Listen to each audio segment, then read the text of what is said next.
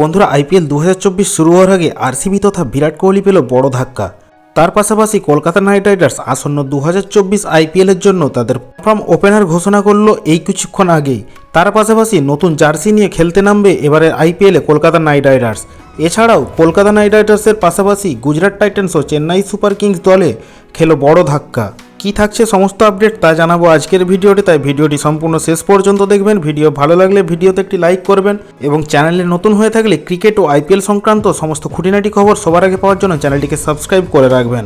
তো বন্ধুরা প্রথমেই বলি, বিরাট কোহলি সহ গোটা আরসিবি ম্যানেজমেন্ট তথা আরসিবির ফ্যানদের জন্য বিরাট বড় একটা দুঃখের খবর, যেখানে শোনা যাচ্ছে বিরাট কোহলি 2024 আইপিএলের প্রথম দিকের কয়েকটা ম্যাচ তাকে খেলতে দেখা যাবে না। যেখানে তো আরসিবি দলের একজন ফাস্ট বোলার অর্থাৎ টম কুরান, যিনি চোটের জন্য বাইরে বেরিয়ে গেছেন এই আইপিএল 2024 থেকে। তার পাশাপাশি বিরাট কোহলি কিন্তু যে ইন্ডিয়ার সাথে ইংল্যান্ডের টেস্ট সিরিজটি হচ্ছে সেখানেও তাকে খেলতে দেখা যাচ্ছে না। তার কারণ হিসেবে যেটা জানা যাচ্ছে, তিনি ব্যক্তিগত কারণের জন্য দেশের বাইরে রয়েছেন এবং সেই সমস্যা কাটিয়ে উঠতে তার বেশ কিছুটা সময় লাগবে। তাই তাকে আইপিএল 2024-এর প্রথমার্ধের বেশ কয়েকটা ম্যাচে দেখা যাবে না আরসিবির হয়ে প্রতিনিধিত্ব করতে। এরপর যেই খবরে নজর রাখবো সেটা হলো কলকাতা নাইট রাইডার্সকে নিয়ে। বন্ধুরা কলকাতা নাইট রাইডার্স কিছুক্ষণ আগেই কিন্তু অফিসিয়ালি তাদের ওপেনারকে ঘোষণা করলো, কারণ দীর্ঘ কয়েক বছর ধরে কলকাতা ওপেনার সমস্যা নিয়ে বেশ ভুগছিল।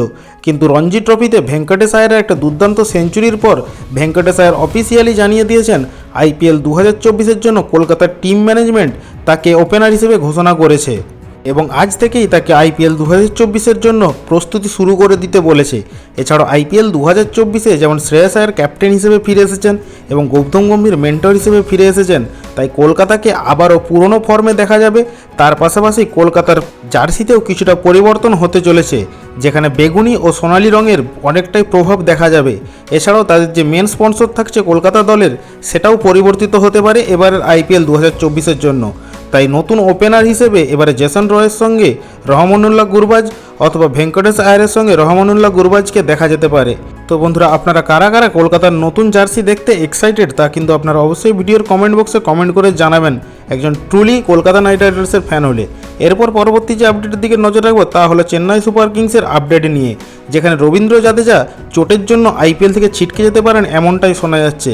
কারণ তার যে হ্যামস্ট্রিং ইনজুরি টেস্ট সিরিজে হয়েছে সেখান থেকে তিনি কিন্তু সেই চোট সারিয়ে উঠতে দীর্ঘ সময় লাগবে, কারণ তার যে চোট সেটা অনেকটাই হাই গ্রেডের এবং এই হ্যামস্ট্রিং ইনজুরি থেকে কাটিয়ে রবীন্দ্র জাদেজাকে মাঠে ফিরতে অনেকটাই সময় লাগতে চলেছে। এবং তার পাশাপাশি সিএসকে দলের আরেকজন প্লেয়ার ঋতুরাজ গায়কোয়াড়, যিনিও কিন্তু দীর্ঘদিন ধরে চোটের কবলে ভুগছেন এবং জাতীয় দল থেকে বাইরে রয়েছেন।